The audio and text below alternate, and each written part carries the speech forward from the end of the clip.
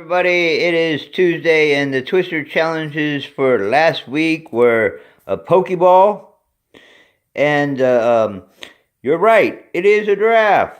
I do like the fluffy tail on the end, if you were wondering what I use it for. Okay, now as for the pokeball comes from the Balloon Sage. Over on the Balloon Sage's channel, he has a Pokemon Go ball. So, if you'd like to learn how to make that, check out the Balloon Sage's channel. He's really good at it. Mine isn't quite as nice as his. Okay? But the other one, again, was a giraffe. And we're going to get started with this week's Twister Challenge. And it's going to be kind of an easy one for everybody, okay? So, bear with me. Okay, everybody, so this week's Twister Challenge is, what do you get when you put all these pieces together?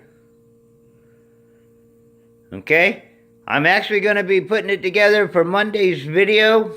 I could not find this anywhere, so you have to guess at what it is. Okay, so let me know in your comments what you think it is, and I'll put it together on Monday.